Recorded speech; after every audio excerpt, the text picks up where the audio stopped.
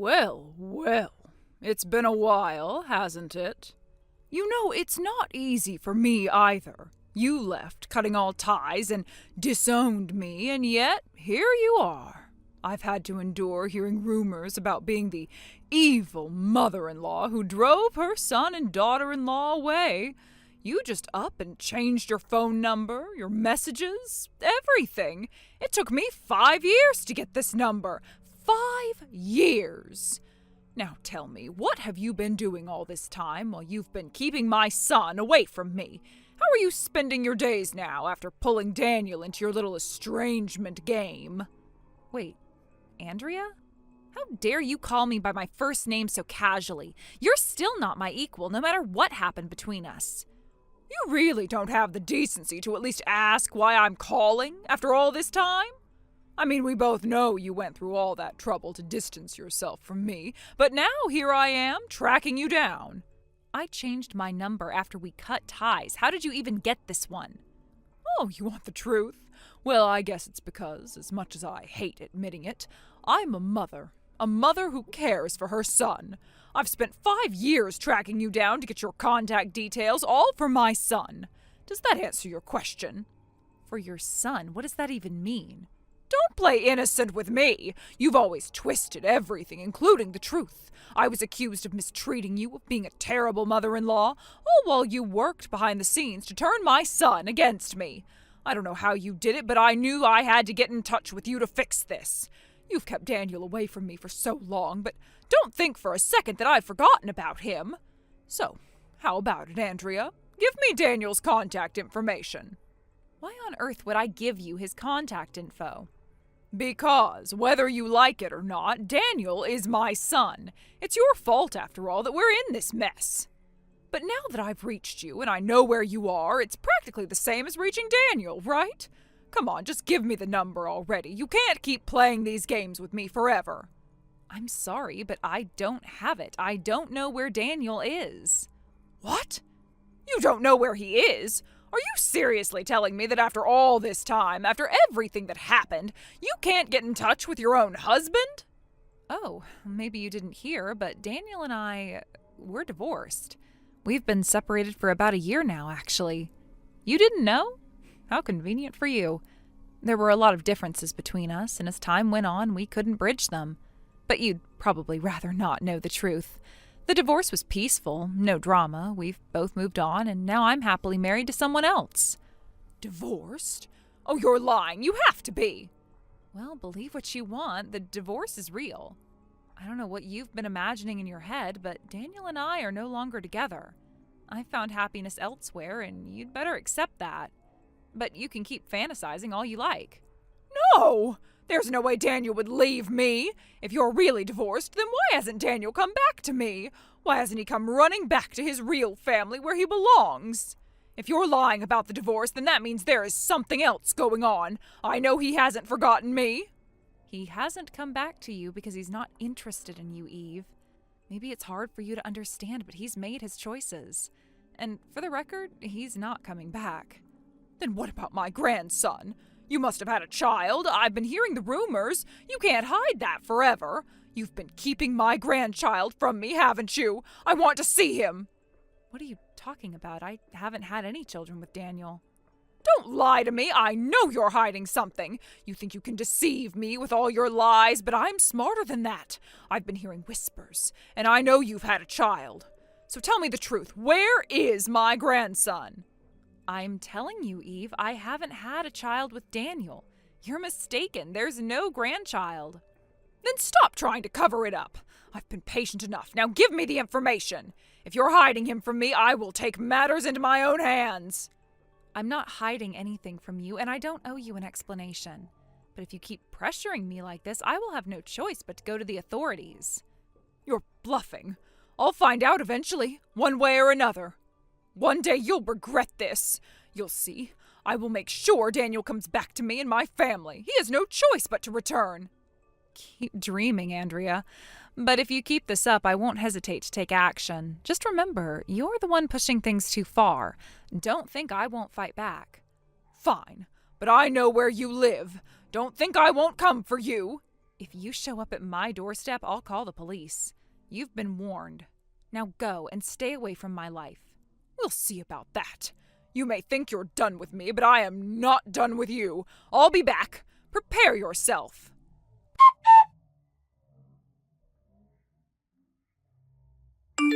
Bro, what should I do? This is getting serious. What happened? My ex-mother-in-law is coming. Wait, ex? You mean Daniel's mother? Yeah, that's her. I don't know how she did it, but somehow after 5 years, she managed to track me down and sent me a message demanding I give her her grandchild. What? And apparently she knows where I live, too. She's planning to come here. Have you told her you and Daniel are divorced already? Of course. I told her we divorced years ago, and I even mentioned I remarried and didn't have any children with Daniel, but she refuses to believe me. Have you talked to your husband about it? I've explained everything to him, but right now he's on a business trip abroad. He's on the other side of the world, and no matter how hard he tries, it'll take him 2 days just to get back. I see. Well, for now, you should head over to my place to stay safe. Are you sure it's okay? Of course, I can't let my sister face this alone. My wife is also saying, don't hesitate, come on over. Just gather your things and let me know. I'll come pick you up. Thank you. I really appreciate it.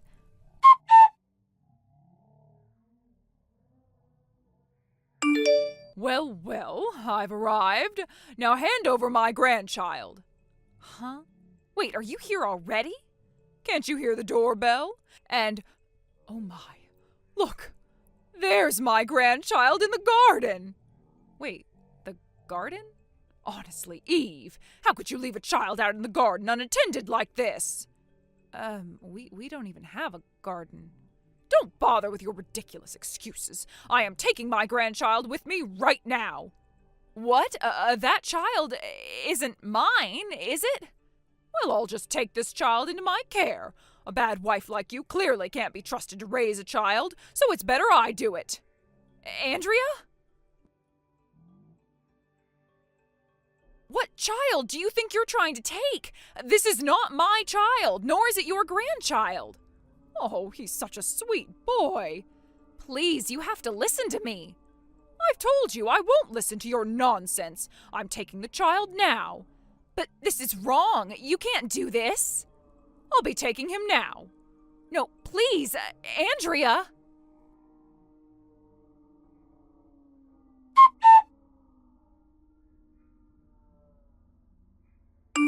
Bro, sorry to bother you while you're working, but something really bad might have happened. What now? What's going on this time? It's my ex-mother-in-law. Apparently she showed up, like she's actually here. What? Already? But wait, you said she was just bluffing, didn't you? I thought so too, but it seems like she didn't come straight to my apartment. What do you mean? Where the hell is she then? I'm not exactly sure. She called me ranting about how my child was outside in the garden and how I was some negligent mother for leaving them out there. But the only thing is, my place is an apartment. There is no garden, nowhere even close to what she's describing. Huh? What the hell's she talking about then? That's what I can't figure out. All she said was that some kid was outside playing and she decided that's her grandchild and took him. She what? Are you serious? She just grabbed some random kid? I'm hoping it's just some sick joke or a way to get under my skin. But honestly, you know how obsessed she was about grandkids when I was still married to Daniel. It's not impossible that she's actually serious this time. Call the police now! Huh? You think I should? Think? Eve, she just basically confessed to kidnapping a kid. If there's even a chance she's serious, you can't ignore it. You need to contact the police, have them check it out. She wouldn't even listen to you, right? So don't hold back. Let the authorities deal with this mess. Yeah, you're right. I can't just sit here hoping it's a misunderstanding. I'll call them right now.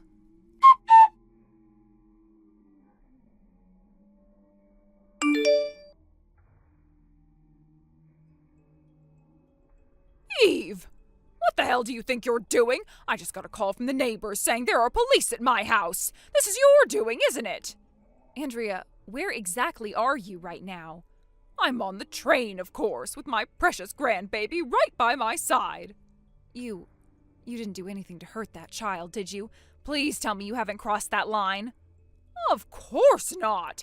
What kind of grandmother do you think I am? I would never hurt my own grandchild. Once again, I will make this very clear. That child is not related to you in any way. That's someone else's child entirely. And once again, I told you, I'm not listening to your nonsense. Fine, then let's try this another way. How old is that child, Andrea? How old does he look to you?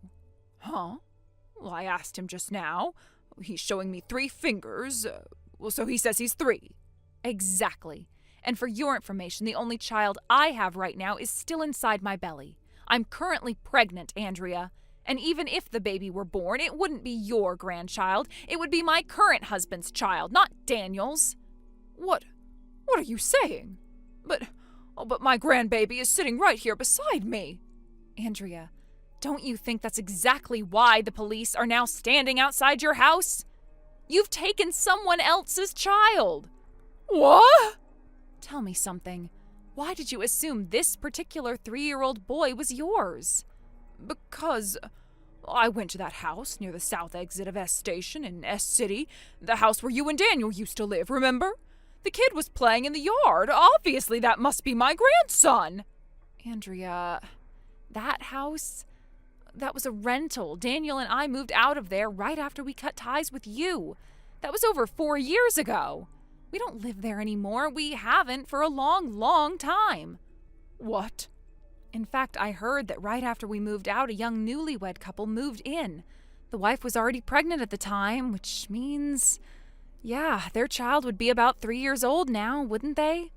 Wait, so this boy is... Most likely that boy is their son. And I've just heard that the parents reported him missing, saying their son disappeared while playing in their yard. No. Then where is my grandbaby supposed to be? Like I told you, there is no grandchild, at least not from me. And while I still have the chance, there's something I need to tell you, Andrea. Something I probably should have told you long ago. What now? The reason Daniel cut you out of his life wasn't just because of me. It was because of your possessiveness and your constant interference that broke him down emotionally. You suffocated him, Andrea. You also made my life hell back then with your constant accusations and harassment. Daniel saw how toxic you had become, and he had enough. That's why he made the choice to cut you out entirely. That's not true. Daniel. My Daniel. Oh, and by the way, Daniel is living overseas now, in the U.S. My brother did some digging for me last night, and we confirmed it. He's keeping his location private, and from what we know, he has no intention of coming back to the U.S. anytime soon. No. You're lying. Daniel wouldn't. Believe what you want, but that's the truth. This is the end of our conversation, Andrea. Now do the right thing. Take that child back to his real parents immediately. I never meant for any of this to happen. I just wanted to have Daniel back, and my grandchild. I just wanted to live with them again, like before.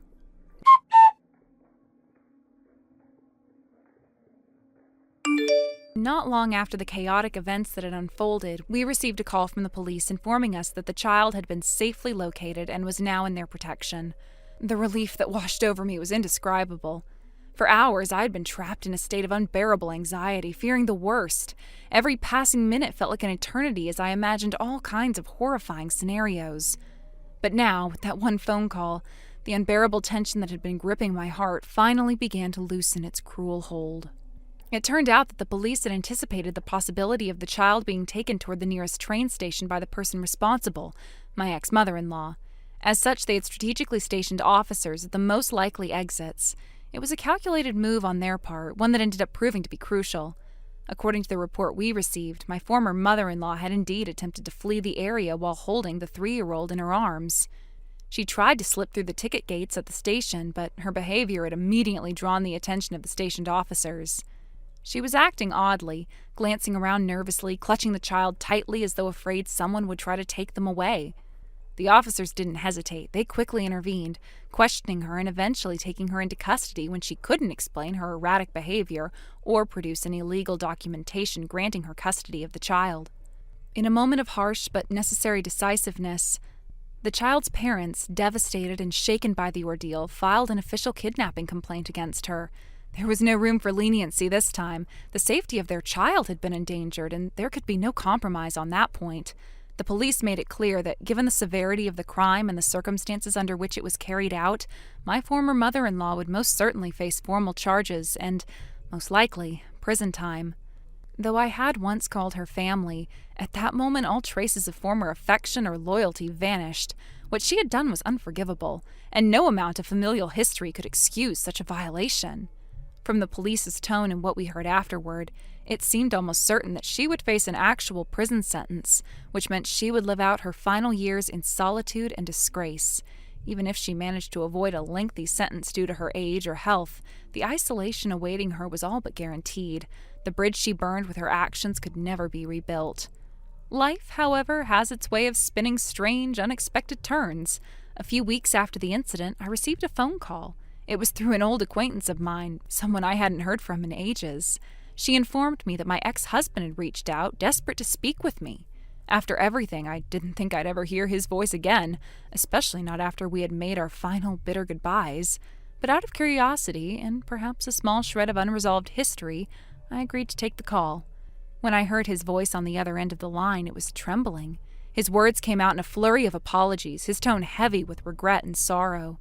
Despite the distance between us, oceans and continents apart, it was clear he had been keeping up with the news of what had happened. He sobbed as he told me how sorry he was for everything that his mother had done. Even though we had been divorced for years, even though we had gone our separate ways, he still felt responsible in some way for the pain his family had caused me. Between his tears, he confessed that he was now remarried to a local woman in the country where he had settled. They had a child together, a boy, just a few months younger than ours. His life had moved forward, much like mine, yet hearing him speak with such raw emotion reminded me that some wounds never completely fade. I listened quietly, offering him no condemnation, but also no comfort. I simply let him pour out the guilt he had carried all this time. Once he had calmed down, we exchanged updates on our lives, each recognizing that the chapters we shared were now behind us, sealed off by time, distance, and the scars left by choices we both made. There was a strange sense of closure in that call. We had both carved out new lives for ourselves, created new families, and yet, in that brief conversation, we acknowledged the shadows of our past that still lingered, however faintly. Thank you for watching. Please subscribe and hit the like button. See you next time.